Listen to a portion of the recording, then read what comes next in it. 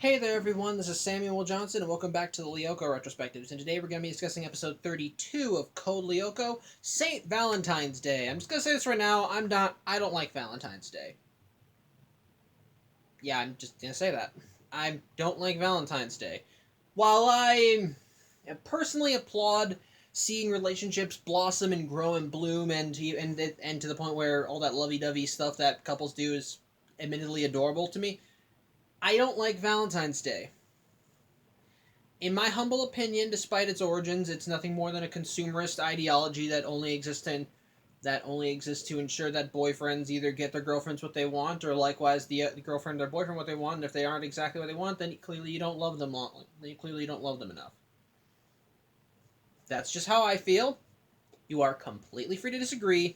If you love Valentine's Day, please tell me why. I have nothing against you. I hope you continue enjoying it. There are likewise holidays that I do like or do feel positively towards that you may not like yourself. But honestly, there's nothing. But again, I'm just not a big fan of Valentine's Day. Sorry. But with that out of the way, this episode kind of has a bit of hijinks involved. Kind of. It does have a plot, and it's kind of a good one.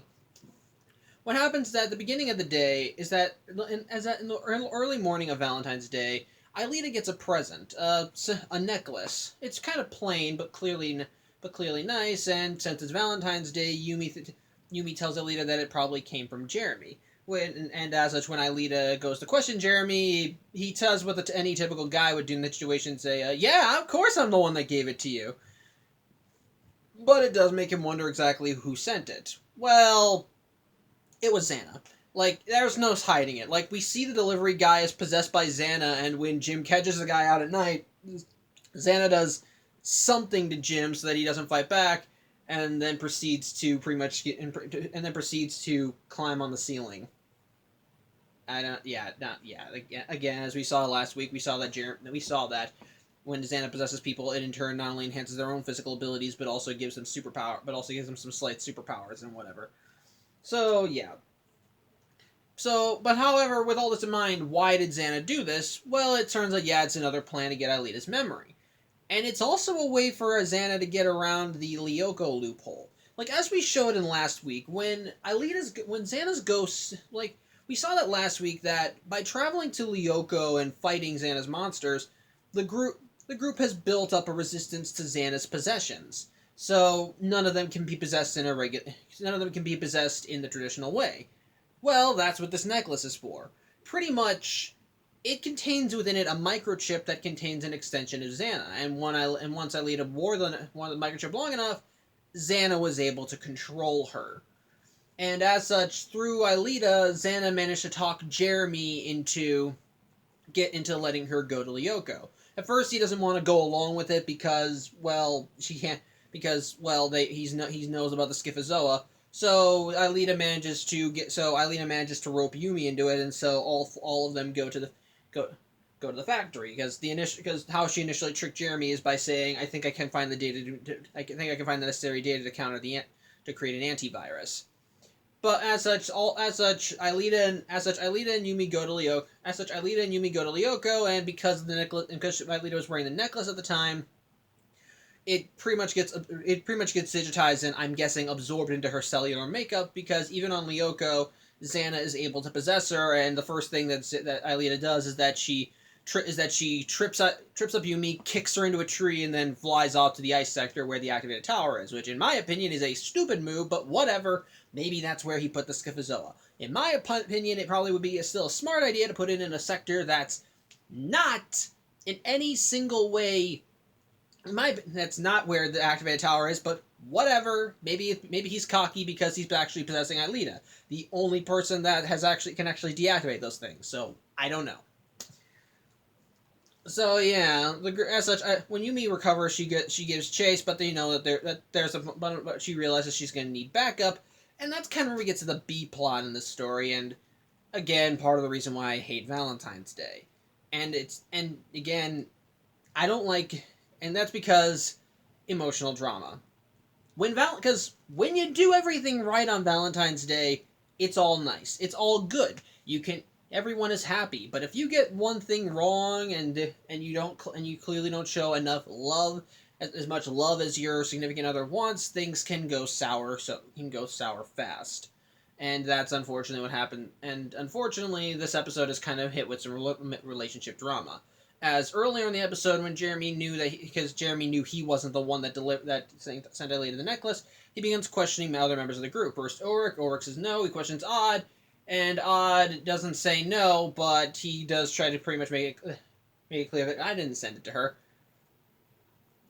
And just by kind of pushing buttons, and just by kind of doing his typical Odd thing, Jeremy actually ends up getting angry and actually instigates a fight. As such, which in turn ends up with Odd and Jeremy getting detention. Jeremy, of course, just keeps pushing. Jeremy, of course, as such, it sours their relationship, and to make matters worse, Yumi and Auric end up getting Valentine's gifts themselves. Auric gets tickets to a power wave concert. I still don't remember the band. To a subsonic wave. I'm sorry, I'm still trying to remember the band name. Subsonic, I think, was the band. I think. Don't quote me on that. But either way, Sissy gets him tickets for the concert, while William gets Yumi flowers, and so just to spite the other, they both act like they're happy for it. With Auric even reading Sissy a poem he wrote for Yumi.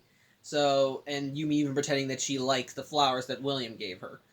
I just turned away at that scene. So sorry, but however, they're able to put all that behind them when they learn however, they're all able to find ways to get past that, as Jeremy is able to, when Jeremy tells them that Zanna's been controlling Alita, as they're able to put two and two together with Alita acting strangely and figure out that Zanna was the one that sent her the necklace.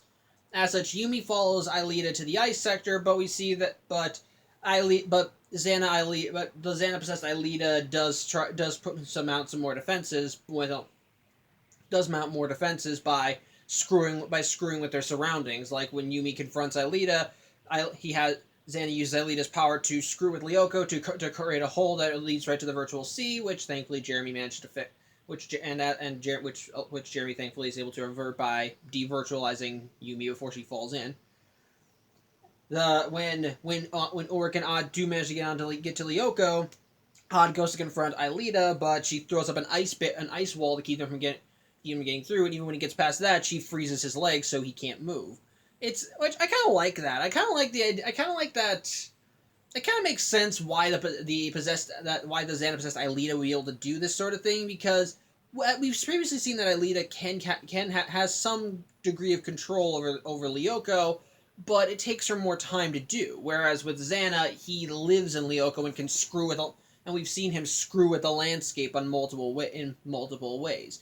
So the idea of him being channeled into someone who can actually alter the landscape to a limited degree, so in a way it kind of limits his power, but it also enhances Alita's.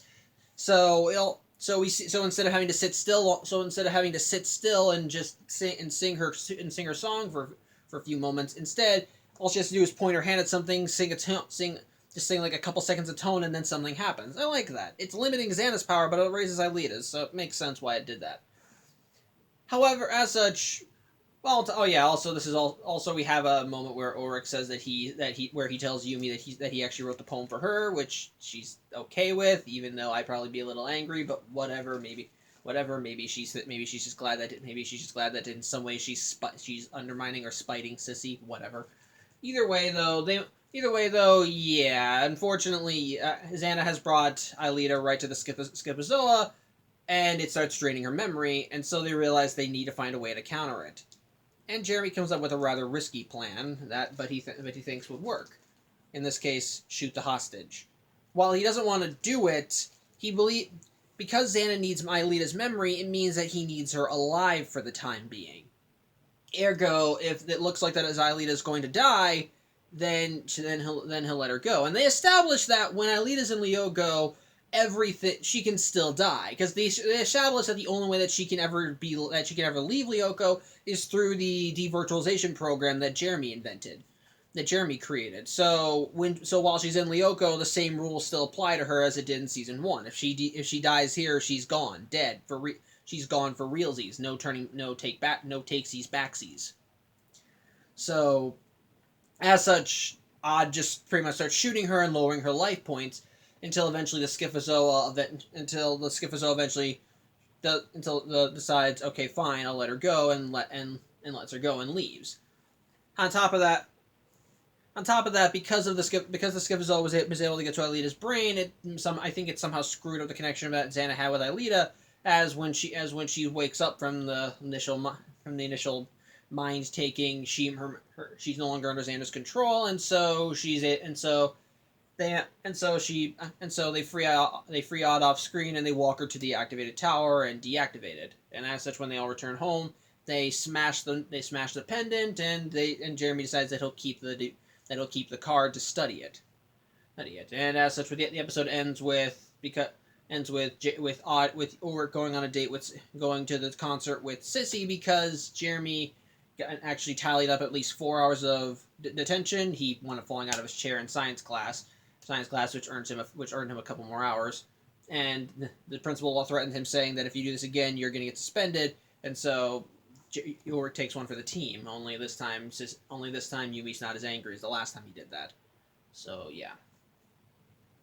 So overall, I did like the episode. I think, but what hampered it for me though was the hijinks. I'm sorry, I don't like the romantic hijinks. I understand there does need to be drama and so forth, but stuff like that for me is just painful. It's just painful to watch. Seeing Auric and Yumi intentionally trying to spite the other, so that they could, by pretending that they care about what what William and Sissy gave them. It's just and then on top of that, there's the stuff with Jeremy and Odd, where they are at each other's throats, with Jeremy getting jealous about Odd and him suspecting that Odd was the one that gave Aelita the necklace, even though they have not shown any romantic feelings towards each other, and they won't. So yeah, I don't like stuff like that. And when those scenes were going on, it made me cringe, and I just, like I said, I stopped watching. I didn't pause the screen because I know I had to get through it, but I did just push I did push my phone away because I didn't want to see it. I just don't like stuff like that. It's just cringy, and it's just stupid.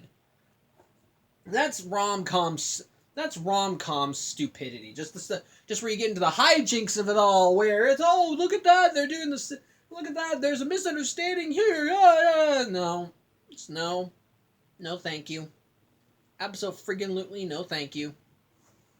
I don't like that. I guess my biggest I think another problem is that it's in some ways it feels like that the resolutions for them are a little rushed.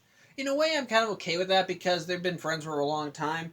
And I guess maybe in the case of Odd and Jeremy, it kind of makes sense. Odd's a laid-back dude, and when he and Jeremy got detention for getting into a fight because of this, Odd was the one that wanted to broker peace first, but because of Jeremy's attitude, that failed. So during this time, when this crisis occurs, Odd does take the opportunity to say, "Well, you're willing to forgive me if I save Aelita." And while Ulrich steps up to defend Jeremy says, no, let him do this, I was in the wrong here, which I like, and Odd just kind of takes it all in stride, and just kind of, and doesn't rub it in too hard, but he does rub it in enough to make it clear that he's going to give Jeremy some shit, but at the same time, he makes it clear enough that all is forgiven, too. So, okay, so yeah, stuff like that I like.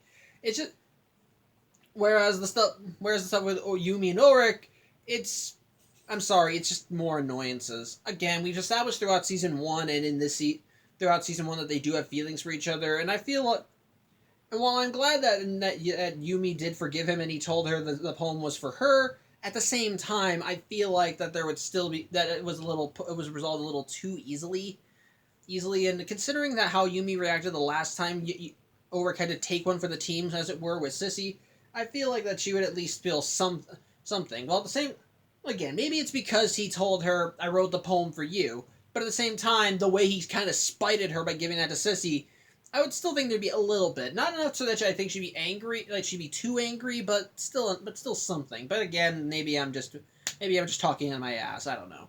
But the parts I did, however, there was one aspect of this episode I think really helped carry it, and I think it is really interesting.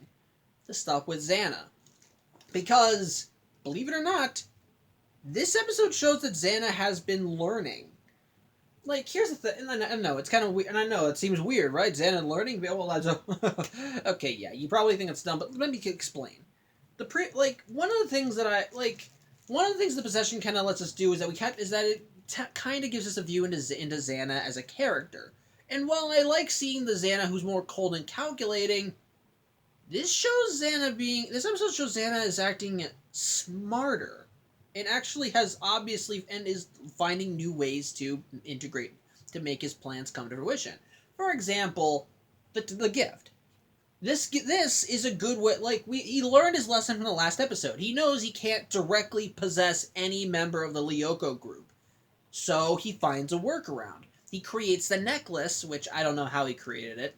Maybe he corrupted a computer. Maybe he possessed someone and then they had them make it, which is entirely possible. But he makes the necklace and then delivers it at an opportune time when it wouldn't seem odd for Aelita to get it. In this case, Valentine's Day. So of course Aelita would wear it, thinking that it was a present from an admirer. And we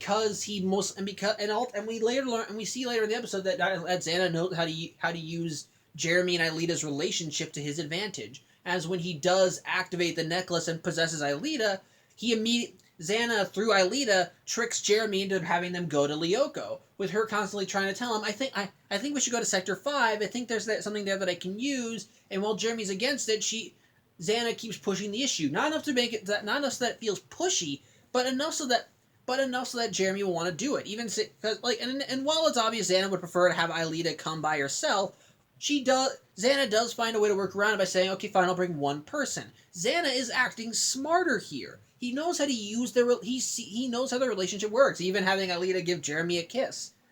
Which ultimately leads to him falling down and him getting the 2 extra hours of detention. But we see Zanna is getting smarter. He's paying more attention. He's got a better understanding of how the kids think and how people think. The timing of the gift, giving it to the specific person, knowing how to play it along. Even with the dialogue when he possesses Aelita and Aelita talks with Jeremy, when he says, it's like, well, what gave you this? When Jeremy asks her, what gave you the idea to go to Sector 5? And she says, well, let's just say that the necklace you gave me acted as inspiration. Zanna knows he's the one that gave it to her, but he most likely knew that if Aelita asked Jeremy, he would say, yeah, of course I did, because every guy would do that. If their girlfriend suddenly got a gift for them, if their girlfriend suddenly got a gift from a secret admirer on Valentine's Day, let's be honest here. Every guy would say, yeah, I'm the one that did that, because if you say no, you're screwed. So it makes sense. So again, Zanna was being smart there, and seeing it work to his advantage, and he knew how to play the field, ultimately only showing his hand when they were in Lyoko. And because at that point, all he really needed to do was get Aelita exactly where he wanted her. In this case, the ice sector, because he's an idiot. But at the same time, okay, I know I call him an idiot even though I'm praising how smart he is here, but you get what I mean. It still seems weird that he would have the meetup in the sector where the tower was, because that pretty much is me, because that makes the job easier for the kids if they free Aelita. But again, it's smart. But again, it shows that Zanna is acting smart. He has been paying attention, and this plot is actually really nice to see. And it's actually really nice to see that come to fruition. It makes sense. I like it. It shows strength. So I like that, and the idea of him being able to possess, and on top of that, possessing Aelita—that's a big thing. Like we've established, Aelita is the only one who can deactivate the towers on Lyoko. So, being able to possess Aelita is a big deal, because she's the wild card, so to speak. She's the one that wins the game. By taking her away from the group, she's pretty much crippled. Zanna has pretty much crippled the group, because the only way to stop Zanna's plans are to deactivate the tower. But unfortunately, this time, his plan is that he possessed Aelita, the only one who can deactivate the tower. They ultimately get her free without deactivating it by attacking the Scyphozoa when it tries siphoning her memory, but that was a fluke.